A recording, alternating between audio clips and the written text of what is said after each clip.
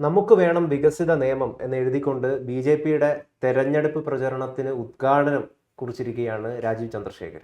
നേമത്താണ് അദ്ദേഹം പ്രചരണം ആരംഭിച്ചിരിക്കുന്നത്. എന്ത് സംഭവിക്കും നേമത്ത്?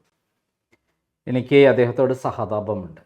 കാരണം കേരളത്തിൽ ഭരണവിരുദ്ധ വികാരം ആളിക്കത്തുകയാണ്. ആ ആളിക്കത്തുന്ന ഭരണവിരുദ്ധ വികാരത്തിന് കാരണം പിണറായി വിജയനാണ്. ആ പിണറായി വിജയൻ്റെ പ്രധാനപ്പെട്ട ഞെട്ടിക്കുന്ന കേസുകളൊക്കെ തന്നെ കൃത്യമായി അദ്ദേഹത്തെ പ്രൊട്ടക്റ്റ് ചെയ്തുകൊണ്ട് BJP പോയിക്കൊണ്ടിരിക്കുകയാണ്. BJP കഴിഞ്ഞ 10 വർഷമായിട്ടാണ് ലാവ്ലിംഗ് കേസ് അദ്ദേഹത്തെ സംരക്ഷിച്ചു കൊണ്ടിരിക്കുന്നത്. സുപ്രീം കോടതിയിൽ ലാവ്ലിംഗ് കേസ് ഇത്രയും കാലം എടുക്കാതെ 90 തവണ മാറ്റിവെപ്പിച്ചതിന് കാരണം തുഷാർ മേത്ത എന്ന് പറയുന്ന സോളിസിറ്റർ ജനറലാണ്. തുഷാർ മേത്ത എന്ന് പറയുന്ന ആരാണ്? അമിത്ഷായുടെ വലങ്കൈയാണ്. അദ്ദേഹം ഗുജറാത്തിൽ അമിത്ഷായെ ജയിലിൽ അടച്ചപ്പോൾ അദ്ദേഹത്തിന് വേണ്ടി കേസ് വാദിച്ചിട്ടുള്ള ആളാണ് തുഷാർ മേത്ത. അതിൻ്റെ ബകാരസ്മരണീയായിട്ടാണ് അദ്ദേഹത്തിനെ സോളിസിറ്റർ ജനറലാക്കിയിട്ടുള്ളത്.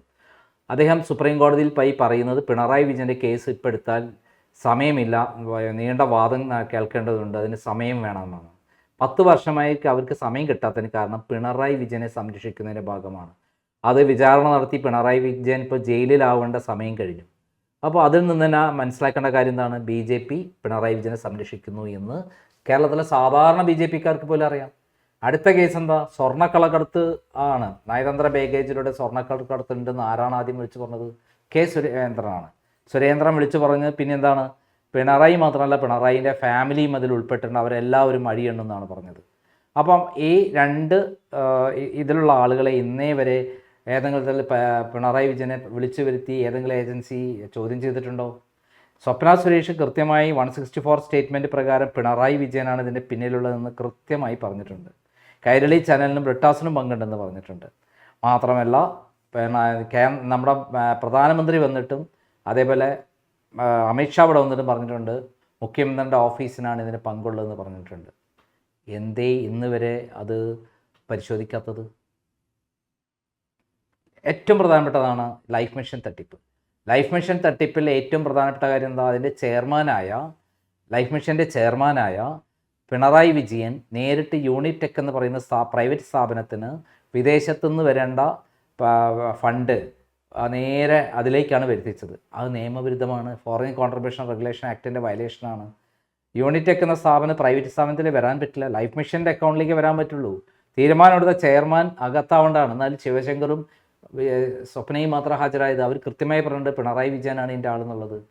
അതിലപ്പുറത്തേക്കുള്ളതാണ് എന്ത്? കരിമണൽ കർത്തയുമായിട്ടുള്ള മകളുടെ ഇടപാട് കൃത്യമായ രേഖയാണ്. പക്ഷെ ഇതൊക്കെ കൊണ്ട് രാജീവ് ചന്ദ്രശേഖർ തോൽക്കുമെന്നുണ്ട്. പറയട്ടെ, ഇപ്പം കേരളത്തിലെ BJP ആണ് പിണറായി വിജയനെ സംരക്ഷിക്കുന്നത്. BJP അണികൾക്ക് പോലും അറിയാം. കേരളത്തിലെ ഇപ്പോൾ 61% ആളുകളും വെറുപ്പുമായി നടക്കുന്ന കേരളത്തെ മുച്ചോടെ നശിപ്പിച്ച ഒരാളായിട്ടാണ് പിണറായി വിജയനെ കാണുന്നത്. ആ പിണറായി വിജയൻ നടത്തിയിട്ടുള്ള ഇത്തരത്തിലുള്ള കൊള്ളകൾക്ക് കൂട്ടുനിൽക്കുന്ന ആരാ? BJP ആണ്. അപ്പോൾ ആ BJPയും അതേപോലെ തന്നെ വെറുക്കപ്പെടുന്ന ആളാണ്. ഈ കള്ളനെ ആരാണോ സംരക്ഷിക്കുന്നത് ആ സംരക്ഷിക്കുന്ന ആളും അതിൻ്റെ വെറുക്കപ്പെടല്ലേ? അത് ഈ കേരളത്തിൽ നടക്കാൻ പോവുകയാണ് ഇപ്രാവശ്യം. BJP വളരാത്തതിന് കാരണം, BJP ഇവിടെ ചുവട് ഉറപ്പിക്കാത്തതിന് കാരണം പിണറായി വിജയൻ്റെ ഇത്തരം കള്ളത്തരങ്ങൾക്ക് കൂട്ടുനിൽക്കുന്നതുകൊണ്ട് മാത്രമാണ്. വേറെ ഒന്നുമല്ല. കാലാകാലമായിട്ട് എല്ലാ സ്ഥലങ്ങളിലും BJP വളരാൻ കാരണം എന്താ? അവിടെയുള്ള ഭരണകർത്താക്കൾ ചെയ്തിട്ടുള്ള കൊള്ളരുതായ്മകൾക്ക് കൃത്യമായി കേന്ദ്ര ഗവൺമെൻറ് ഏജൻസിയെ കൊണ്ട് കൃത്യമായി അറസ്റ്റ് ചെയ്ത് ജയിലടപ്പിച്ചത് കൊണ്ടാണ്. എന്നാൽ വ്യക്തമായി തെളിവുള്ള പിണറായി വിജയനെ തൊടാതെ സംരക്ഷിക്കുന്ന BJPക്ക് എത്ര ബോർഡ് എഴുതിയാലും അവിടുത്തെ ജനങ്ങൾ മാപ്പ് നൽകില്ല. അതുകൊണ്ട് ഇത്തവണത്തെ BJPൻ്റെ സ്ഥിതി വളരെ ദയനീയമായിരിക്കും. കാരണം ആരൊക്കെ അതിലേക്ക് വന്നു എന്ന് പറഞ്ഞാലും കണ്ടില്ലേ, തൃശ്ശൂരിൽ സുരേഷ് ഗോപി ജയിച്ച സ്ഥലത്ത് പിന്നെ ആരെങ്കിലും ജയിച്ചു? ഇത്തവണത്തെ തദ്ദേശ സ്വയംഭരണ തെരഞ്ഞെടുപ്പിൽ തൃശ്ശൂരിൽ എന്തെങ്കിലും നേട്ടമുണ്ടാക്കാൻ കഴിഞ്ഞോ? 7 നിയോജകമണ്ഡലത്തിൽ 6 നിയോജകമണ്ഡലത്തിൽ ഭൂരിപക്ഷം ഉണ്ടായിരുന്ന അവിടെ ഇപ്പോൾ എന്താണ് അവിടെ സ്ഥിതി? തദ്ദേശ സ്വയംഭരണത്തിൽ കോർപ്പറേഷനും കിട്ടിയില്ല, ഒരു മണ്ണാങ്കട്ടയും കിട്ടിയില്ല. അവസാനം എന്തായി? പിന്നെ ഒരു സ്ഥലത്തും നേട്ടമുണ്ടായില്ല. മാത്രമല്ല ആകെ പൊളിഞ്ഞു പാളീസായി. ആപ്പാടെ കിട്ടിയിരിക്കുന്ന ഒരു നേട്ടം എന്ന് പറയുന്നത് എവിടെയാണ്?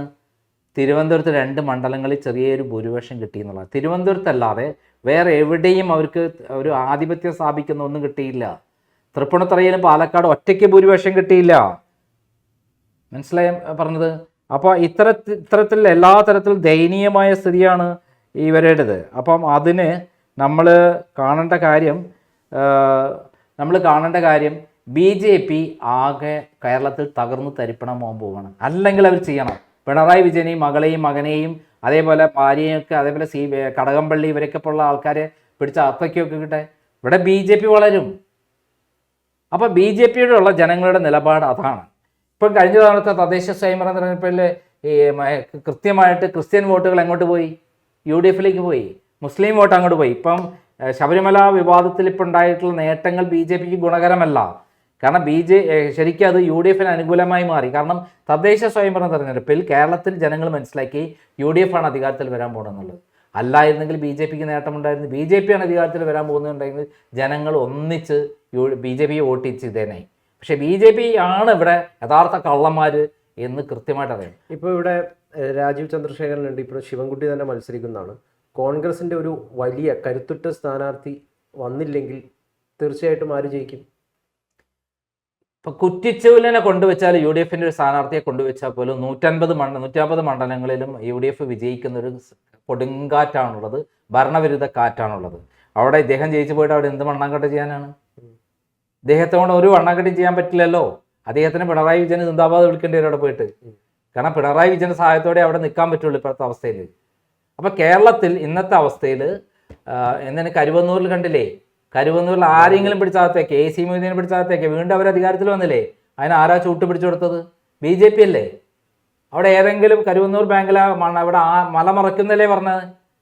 മല മറച്ചു എന്നിട്ട്. അപ്പം ഇതൊക്കെ തട്ടിപ്പാണ് കേരളത്തിൽ BJP വളരാത്തതിന് കാരണം പിണറായിൻ്റെ ആസനം താങ്ങികളായി നടക്കുന്നത് കൊണ്ടാണ്. എന്നിട്ട് അതിനെ കമ്മീഷൻ അടിച്ച് പറ്റുന്നതുകൊണ്ടാണ്. ഇവർ വിദേശത്ത് പോയി മുരളീധരനും KM സുരേന്ദ്രനും യൂസഫ് അലിയും ഒപ്പം ചേർന്ന് പിണറായി വിജയൻ്റെ മകനുമായി ചേർന്ന് ഇവിടുത്തെ ഏത് അഴിമതി നടന്നാൽ അതിൻ്റെ പങ്ക് അവിടെ കൊടുക്കും. ഇവർക്ക് കോടാനുകോടി രൂപ പാടിണ്ടെന്നുള്ളതാണ് BJP പ്രവർത്തകർ പറയുന്നത്. യൂസഫ് അലി ഇലക്ഷൻ സമയത്ത് ഫണ്ട് കൊടുത്തോളും, കേന്ദ്ര ഗവൺമെൻറ് സഹായം വേണം അവർക്ക്. അപ്പോൾ ഇവരൊരു കൂട്ടുകെട്ടാണ് ഇവിടെ. അപ്പം BJP വളരണമെങ്കിൽ എന്ത് ചെയ്യണം? കൃത്യമായിട്ട് ശോഭാ സുരേന്ദ്രൻ എടുത്ത നിലപാട് പോലെ പോകണം. ശോഭാ സുരേന്ദ്രന് വോട്ട് കിട്ടുന്നതിന് കാരണം എന്താ? ശോഭാ സുരേന്ദ്രൻ പിണറായിനെതിരെയാണ്, CPM-നെതിരെയാണ് ശക്തമായി ആഞ്ഞടിക്കുന്നത്. അതാണ് സത്യസന്ധമായി ചെയ്യേണ്ടത്. കേരളത്തിൽ എല്ലാ കാലത്തും RSSനെയും BJPയും കൊന്നൊടുക്കിയ BJPക്കാർ എന്തിനാണ് CPM-നെ കൂട്ടുപിടിക്കുന്നത്? എന്തിനാണ് ആസനം താങ്ങിയായിട്ട് നടക്കുന്നത്? ഇത്തവണ അധികാരം കിട്ടില്ല എന്ന് എന്തായാലും അറിയാം. ജനങ്ങൾ ആഗ്രഹിക്കുന്നത് എന്താണ്? ഈ ഭരണം മാറണേ, മുടിഞ്ഞവൻ പോണേ എന്നുള്ളതാണ്. ആ മുടിഞ്ഞവൻ പോകണേന്ന് പറയുമ്പോൾ അവിടെ രാജീവ് ചന്ദ്രശേഖരൻ വന്നിട്ട് വല്ല കാര്യമുണ്ടോ? അവിടെ ഏതാണ് UDFകാർ? അവർ വരട്ടെ, എന്നാലേ ഇവിടെ അധികാരം മാറുള്ളൂ എന്നുള്ളതാണ് ജനങ്ങൾ ചിന്തിക്കുന്നത്. അതാണ് NDTVയുടെ സർവേ, സർവേ, ഇൻ്റലിജൻസ് റിപ്പോർട്ട്, കേന്ദ്ര ഇൻ്റലിജൻസ് റിപ്പോർട്ട്, 4 തരത്തിലുള്ള റിപ്പോർട്ടുകളിലും ഇവിടെ അധികാരമാറ്റം വരികയാണ്. കേരള ഗവൺമെൻറ്റിനെതിരെയുള്ള ആഞ്ഞടിക്കുകയാണ്. അപ്പം ഇവിടെ പിണറായി വിജയനെ താങ്ങുന്നവരും അതിൻ്റെ അകത്ത് പെടും.